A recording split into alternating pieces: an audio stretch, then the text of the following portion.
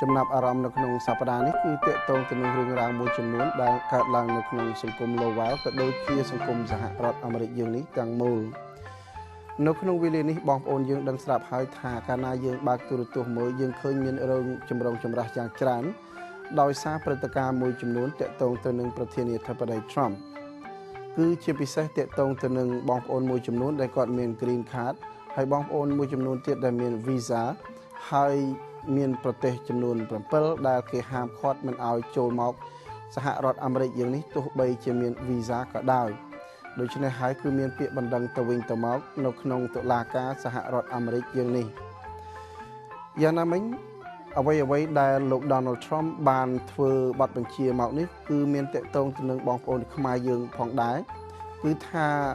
សេចក្តីរាយការណ៍ឬមួយក៏បទបញ្ជាចំនួន25កន្លងមកនេះដែលគាត់បាន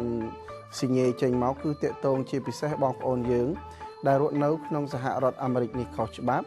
ឬមួយក៏បងប្អូនមួយចំនួនទៀតដែលគាត់បានប្រព្រឹត្តខុសហើយត្រូវបានអន្តោប្រវេសន៍កត់ទុកហើយនឹងបំរុងជូនទៅមាតុប្រទេសវិញហើយមិនទាន់បានជូនទៅដូច្នេះហើយនៅក្នុងសាលាក្រុង Lowell យើងនេះក៏ដូចជាសហរដ្ឋអាមេរិកយើងទាំងមូលផងដែរគឺថាមានទីក្រុងមួយចំនួនបដិសេធមិនព្រមធ្វើតាមបទបញ្ជារបស់លោក Donald Trump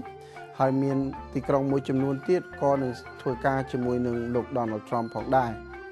សួរថាតើសាលាក្រុង Lowell យើងនេះធ្វើការជាមួយលោក Donald Trump ឬមួយក៏អត់ដូច្នេះយើងគួរណាធ្វើការតាមដានឲ្យបានហ្មត់ចត់ព្រោះថាអ្វីដែលកើតឡើងទោះបីលោកអ្នកចូលសញ្ជាតិក៏ដោយលោកអ្នកក៏មានបងប្អូនឬមួយក៏មិត្តភ័ក្តិមួយចំនួនដែលគាត់បានមកជ្រកកោនធ្វើការរកលុយចិញ្ចឹមក្រុមគ្រួសារនៅមាតុប្រទេសរបស់យើងក៏ដូចជារស់នៅខុសច្បាប់ដោយមានថាដាច់វីសាឬមួយក៏ផុតកំណត់វីសាទៅហើយដូច្នេះហើយទោះបីជាលោកអ្នកមិនចង់ចូលរួមដោយយល់ឃើញថាលោកអ្នកគឺជាជនជាតិអាមេរិកកាំងហើយគេមិនមានអ្វីប៉ះពាល់អ្វីដែលកើតឡើងជំវិញខ្លួនយើងទោះបីនៅក្នុងទីក្រុង Lowell ឬមួយក៏សហរដ្ឋអាមេរិកឃើញថាមានការប៉ះពាល់ចំពោះយើងទាំងអស់គ្នាមិនថាលោកអ្នកមានសញ្ជាតិឬមួយក៏ជាអ្នកកាន់ Green Card នោះទេចំពោះបងប្អូនយើងមួយចំនួនគាត់អត់ដឹងទេហើយកាលណាដែលគាត់មិនដឹងដូច្នេះហើយនឹងបានជាខ្ញុំក្តែងតែងតែប្រាប់ហើយប្រាប់ទៀតឲ្យចូលរួមចំពោះកិច្ចការនៅក្នុងសង្គមឲ្យបានច្រើនសួរថារឿងរ៉ាវមួយចំនួនដែលកើតឡើងយើងត្រូវតែដឹងទោះបីជាប៉ះពាល់ជីវិតនឹងរូបយើងឬមួយក៏មិនប៉ះពាល់ក៏ប៉ុន្តែវាមិនកើតរឿងកើតរ៉ាវអីទេប្រសិនណាយើងរៀនចេះដឹងអំពីរឿងរ៉ាវដែលកើតឡើងនៅក្នុងសង្គមរបស់យើងហើយយ៉ាងទៀតខ្ញុំបាននិយាយថាតើអាជ្ញាធរក្រុង Lowell យើងនេះដូចមានជាទីប្រឹក្សាក្រុងគណៈកម្មការសាលារៀនតើគេមានការគ្រប់គ្រងជនអន្តោប្រវេសន៍ឬមួយក៏ជនមួយចំនួនរស់នៅក្នុងទីក្រុង Lowell យើងនេះទេសួរថាតើជនខ្មែរយើងជនឥណ្ឌាជនលាវឬមួយក៏ជនជាតិអាហ្វ្រិកដែលរស់នៅក្នុងទីក្រុង Lowell យើងនេះ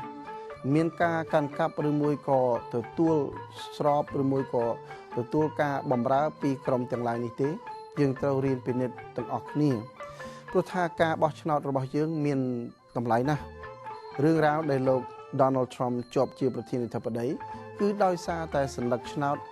អ្នកខ្លះគិតថាអ្នកស្រី Hillary នឹងឈ្នះហើយដូច្នេះហើយគាត់អត់ទៅបោះឆ្នោតអ្នកខ្លះទៀតគាត់ខ្ជិលទៅបោះឆ្នោតក៏ប៉ុន្តែទោះបីមិនទៅបោះឆ្នោតឬមួយក៏ទៅបោះឆ្នោតឥឡូវនេះកំពុងតែទទួលរងនៅសន្ទុះទាំងឡាយដែលអាចកើតឡើងចំពោះយើងគ្រប់គ្នាហើយខ្ញុំសូមឆ្លៀតឱកាសនេះយករឿងរ៉ាវទាំងឡាយនេះធ្វើជាមេរៀនសម្រាប់យើងទាំងអស់គ្នាផងដែរចំពោះសញ្ញាឆ្នោតមានសារៈប្រយោជន៍មានសារៈសំខាន់ចំពោះយើងគ្រប់គ្នាចំពោះមិត្តភ័ក្តិដែលរស់នៅជិតគ្នាចំពោះបងប្អូនមួយចំនួនទៀតដែលចង់មករស់នៅក្នុងសហរដ្ឋអាមេរិកមិនមែនមានន័យថាក្នុងនាមយើងជាជនជាតិអាមេរិកកាំងហើយមានការងារល្អហើយមិនទៅបោះឆ្នោតមិនអើពើនឹងសង្គមមិនទទួលស្គាល់ចំពោះរឿងរ៉ាវកើតឡើងនៅក្នុងសាលាក្រុងហើយក៏ដូចជាមិនចូលរួមចំពោះសហគមន៍ទាំងមូលផងដែរដូច្នេះហើយនេះគឺជាការមួយដែលរំលឹកហើយរំលឹកទៀតគឺថាត្រូវតែចូលរួមនៅក្នុងការបោះឆ្នោតឲ្យបានគ្រប់គ្នាព្រោះថារឿងរ៉ាវទាំងឡាយទោះបីនយោបាយមិននយោបាយគឺដូចតែគ្នាទេរឿងរ៉ាវនយោបាយសប្តាហ៍ថ្ងៃនេះក៏ខុសពី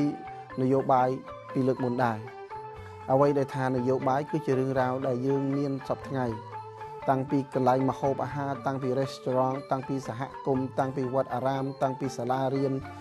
តាំងពីកន្លែងធ្វើការពោពេញទៅដោយនយោបាយ កាលណាយើងកិច្ចវេះពីនយោបាយមានន័យថាយើងនឹងទទួលផលអ្វីមួយដែលពួកគេកំពុងតែគិតដូចជារឿងរ៉ាវលោក Donald Trump សប្តាហ៍នេះនឹងមានប៉ះទង្គិចដល់ខ្មែរយើងនិងជនជាតិមួយចំនួនទៀតហើយនេះគួរណាធ្វើជាគំរូមួយចំពោះយើងទាំងអស់គ្នាចូលរួមនៅក្នុងការបោះឆ្នោតឲ្យបានគ្រប់គ្នាផង